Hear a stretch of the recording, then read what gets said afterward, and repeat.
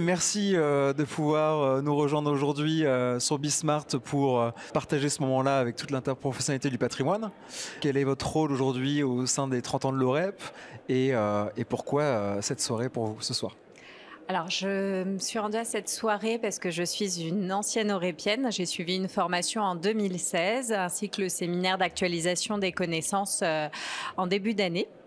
Aujourd'hui, je participe à cette soirée parce que l'OREP, c'est une grande famille.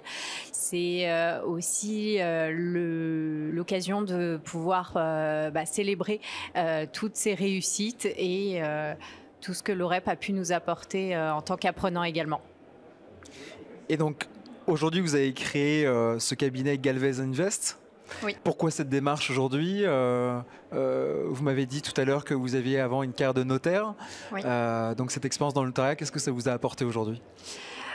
Aujourd'hui, j'ai souhaité créer mon cabinet parce que j'ai une formation initiale dans le notariat en tant que clerc de notaire et ensuite j'ai complété cette formation avec une formation financière à l'ESSEC, puis à l'OREP, ce qui m'a permis en fait d'avoir une vision globale aujourd'hui du métier de CGP et de pouvoir accompagner les personnes sur les sujets très pointus, tant sur des conseils que sur la partie financière et optimisation.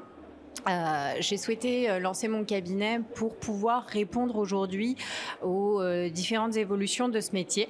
C'est un métier qui est en grande transformation, notamment avec l'intelligence artificielle. Et aujourd'hui, j'ai pour ambition de pouvoir utiliser cette intelligence artificielle dans mon quotidien sur l'analyse financière, tout en apportant le côté humain, de l'accompagnement et de la bienveillance, de l'écoute à mes clients, ainsi que mes compétences pour qu'ils puissent avoir un conseil le plus optimisé possible.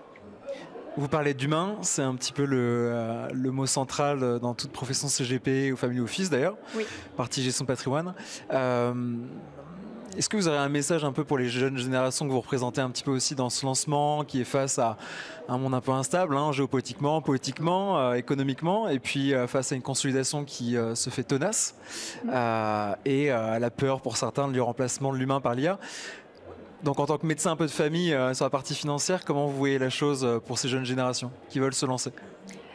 Alors c'est vrai que c'est une démarche qui n'est pas facile, c'est souvent source de beaucoup de questions, d'incertitudes, mais je pense qu'il faut qu'on utilise tous ces changements de manière positive pour pouvoir apporter quelque chose de nouveau, de différenciant et d'extraire le meilleur de tout cela. Donc utiliser l'intelligence artificielle pour pouvoir aller plus loin et être peut-être plus précis, plus pertinent, le faire à bon escient aussi, de bien vérifier ses sources, de pouvoir contrôler les réponses de ces outils et de pouvoir garder du lien avec les gens parce qu'aujourd'hui, c'est ce que l'intelligence artificielle ne remplacera pas. Et je pense que cette génération a besoin de revenir sur ses fondamentaux de bienveillance, d'humilité, de partage, d'échange. Et c'est ce que je souhaite faire aujourd'hui. Et dernière petite question, on parlait tout à l'heure d'ambition, qui est un peu liée bien sûr à la passion, sinon on ne le ferait pas.